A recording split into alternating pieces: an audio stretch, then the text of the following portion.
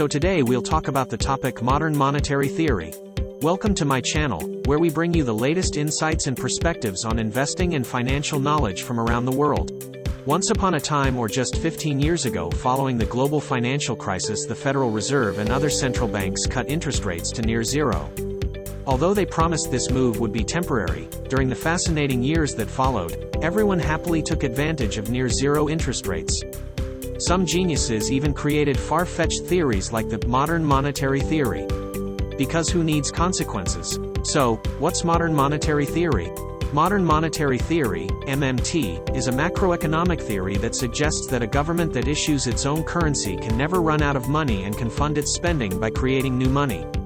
According to MMT, governments should focus on achieving full employment and price stability by using fiscal policy, such as government spending and taxation, rather than monetary policy, such as manipulating interest rates or the money supply. MMT also argues that budget deficits are not necessarily a bad thing, as long as they are not causing inflation, and that governments should not prioritize balancing the budget or reducing debt over achieving full employment and maintaining price stability. MMT proponents believe that because a government can always create new money, it should focus on using that power to achieve social and economic goals, such as investing in infrastructure, education, healthcare, and a social safety net.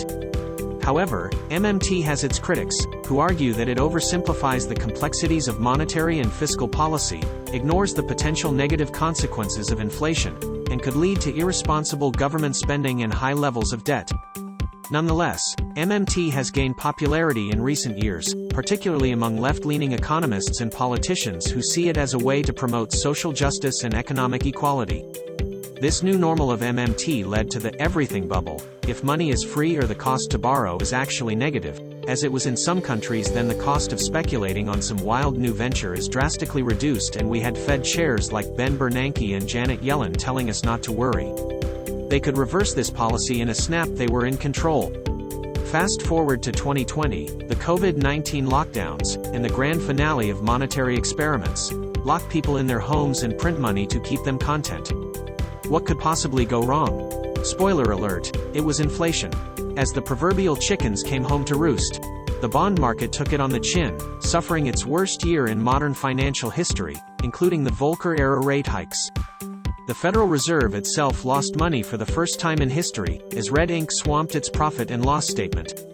A thought experiment: how can an institution with unlimited power to create new currency still manage to lose money? Answer: government bureaucrats can always find a way. Banking and financial systems crumbled. And not just in the United States. It seems like every few months, something blew up. Starting with the UK pension system in October 2022, which forced the Bank of England to print money to buy government bonds. A few months later, the Bank of Japan was forced to buy massive amounts of Japanese government bonds to stave off a financial meltdown in Tokyo. By early March 2023, it was America's turn. Insolvent banks started blowing up, forcing the Federal Reserve to step into the market to buy U.S.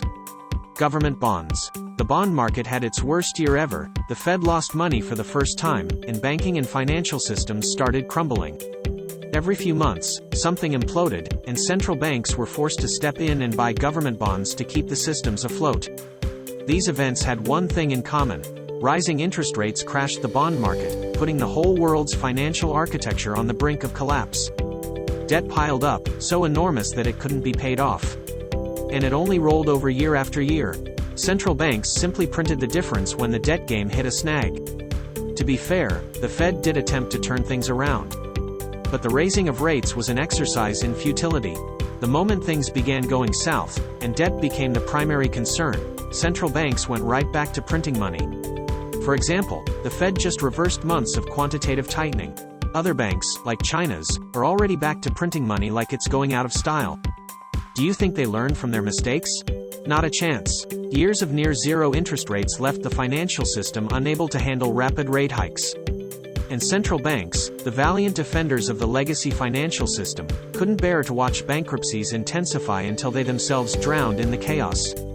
History will remember near-zero interest rates as a one-way trip, unleashing unstoppable forces leading to the total debasement of the government-backed currency. So, what happens when the unstoppable force of zero interest rates smashes into high inflation? A catastrophic crisis in confidence, of course. A fatal crisis in confidence as wealth at first withdraws, then flees the fiat money system and the dying financial regime built on top of it. Keep watching the videos to keep yourself updated on the current circumstances.